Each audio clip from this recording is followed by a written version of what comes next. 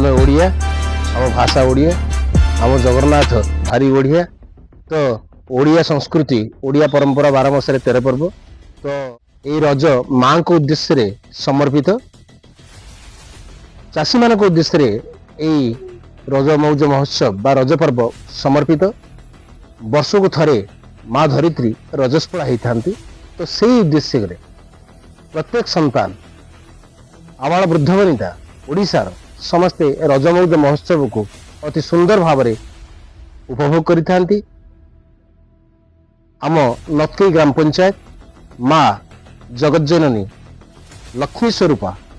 बुढ़ी जागुलेंकर ये प्रांगण रे नतकईर युवक मान को भेटी देबू। प्रथम परंपरा दृष्टि सांस्कृतिक दृष्टि व्यवस्था दृष्टि जहाँ को आम बहुत भल पाऊ हृदय सह पूजा करूँ से हूँ ओडिसी ओडिसी दिवस ओडिसी प्रतियोगिता तापरे भजन जहाँ को आम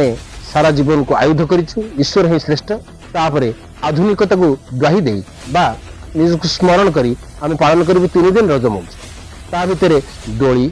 झोटी खिलीपान लुडु एमती अनेक कार्यक्रम माँ मान को नहीं कार्यक्रम हम ये कार्यक्रम को सुंदर भाव परिचालना करेंगे नतकई ग्राम पंचायत समस्त युवक मैंने एवं जो मैंने मो पाखे अच्छा बाहर भी अच्छा समस्ते स्वतंत्र भाव में समस्त निमंत्रण करेंगे आमंत्रण करेंगे माँ मौसी मान को आसतु आम समस्त मिलमिशी रजमौज महोत्सव को पालन करवा नतकई स्थित बुढ़ीजागुड़ी